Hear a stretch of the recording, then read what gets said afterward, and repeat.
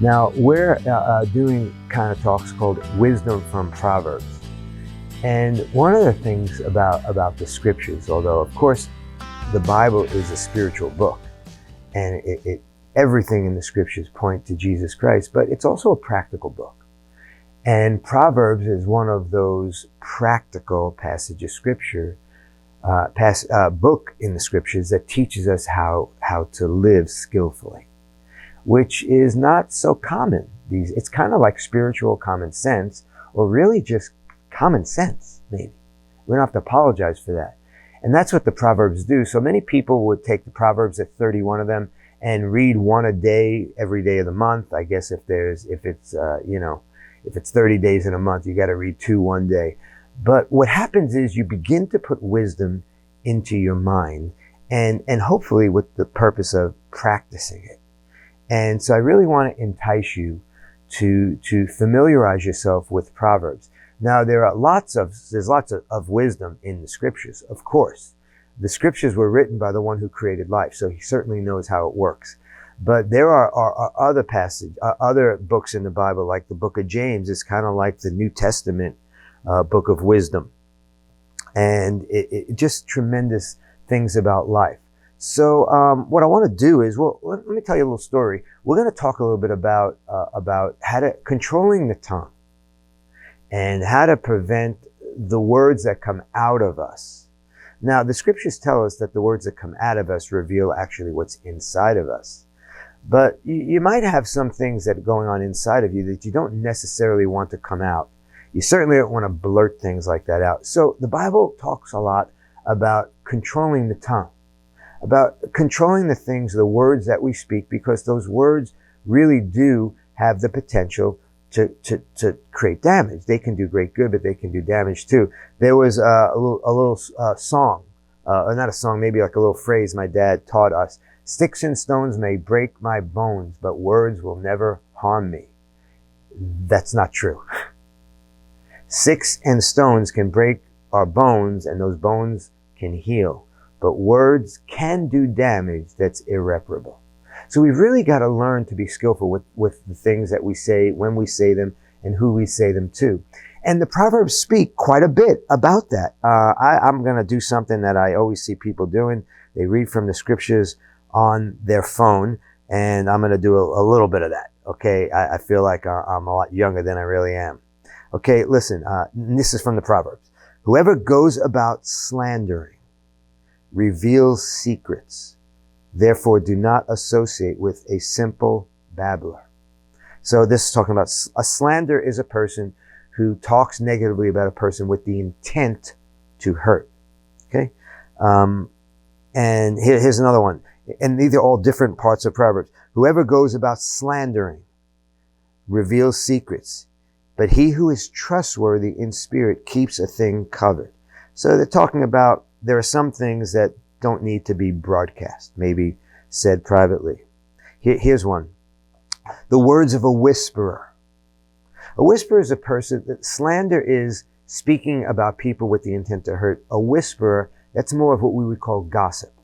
A whisperer is someone who just likes to talk a lot, and they find themselves talking about this one, that one, the other one. And it says the words of a whisperer, just words said in frivolous, maybe a little gossipy ways, not intending to hurt, are like delicious morsels.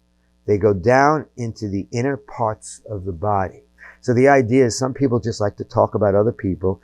And you know how sometimes it's good, it's fun to hear negative things about people. Let's just admit that there's a part of us that sometimes gets some joy out of that. But it says those morsels, they're delicious, they're appealing to listen to. They go down in the inner parts of the body, meaning that they have the ability to go deep in the heart of the listener and affect the way perhaps that listener views and looks at that person. Lots of pieces of wisdom. How's this one? Whoever keeps his mouth, which means you got to rein on it. You just don't talk a lot. And his tongue keeps himself out of trouble. So there is a whole bunch, and I just went and put in gossip in the Proverbs, And all these verses came up. And by and large, most of them are from the Proverbs.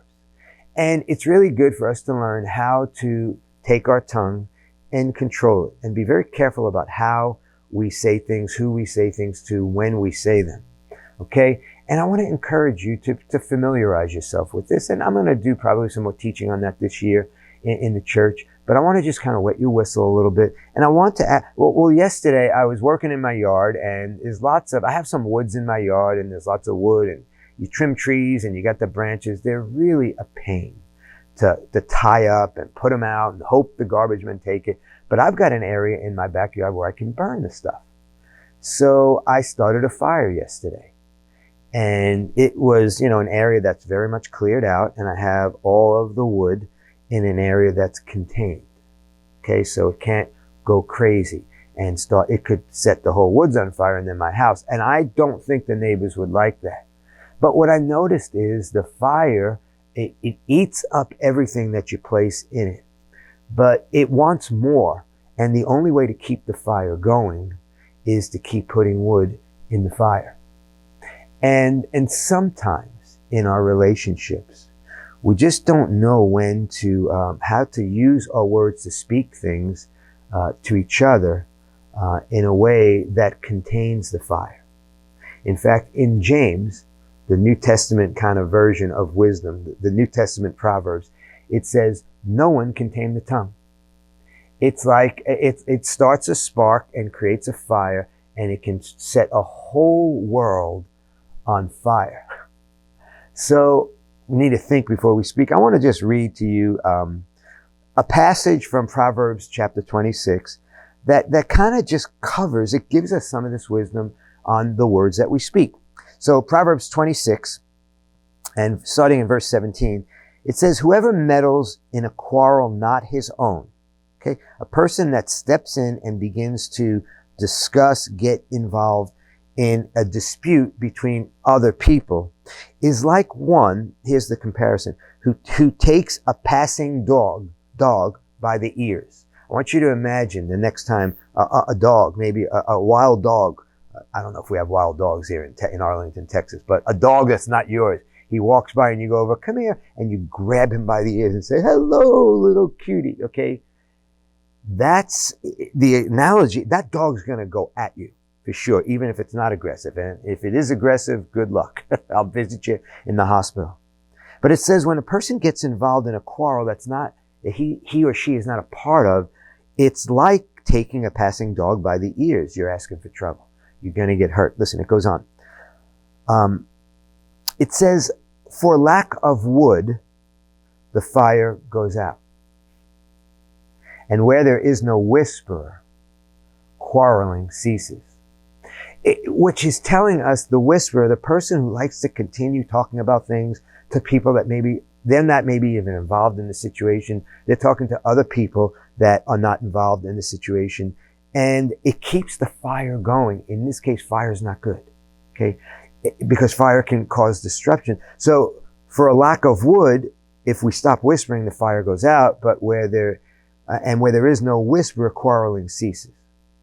As charcoal to hot embers and wood to fire, so is a quarrelsome man for kindling strife. The words of a whisperer are like delicious morsels. We said this before. They go down into the innermost parts of the body. This is actually speaking of the effect that the whisperer has on listeners. Okay? So the person that, person comes to me, was telling me this, things about other people. And Proverbs says that not only the whisperer is the person doing the talking, but it has an effect. The words from a whisperer have an effect on the person that's listening. Listen, it says, the words of the whisperer are like delicious morsels. They go down. It's sometimes fun, enjoyable to listen to, but they go down into the inner parts of the body. Sometimes I have listened to things that other people have said, negative things about other people. And do you know that has affected the way I view that person months, sometimes even years later? Sometimes people will tell me about, a lot of times with me, I'm hearing about preachers, well-known preachers.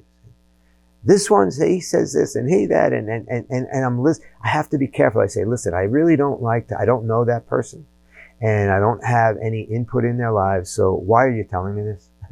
Because what it does is I hear those things, and I don't know the person. It may or may not be true, but now I begin to come to conclusions about how I feel about that person that I don't even know. So what I want to say is this. I want you to really consider the wisdom in Proverbs about the words that we speak.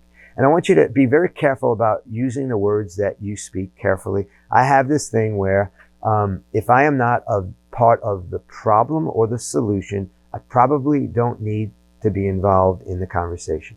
Okay? And if I am not a part of the problem or the solution, I probably don't need to be speaking about the situation, whatever it is. And I don't like to hear things about people I don't know. So I would encourage you to be very careful about what you say, what you speak. Think twice before you speak. And secondly, be very careful about what you listen to, because you may find your view of people or persons changing based on the whispering words of someone else. And you may find it much more difficult to actually be in a relationship with that person, even though nothing ever actually happened between you and them. This is just wisdom for living. Proverbs is an amazing, amazing book. I would recommend at least two times a year that every Christian read through the Proverbs. It's one chapter, one day a week. Read it. You're not going to grasp it all, but it'll begin to help you to see what's important. We'll continue wisdom in Proverbs next week. I can't wait. I'll see you then.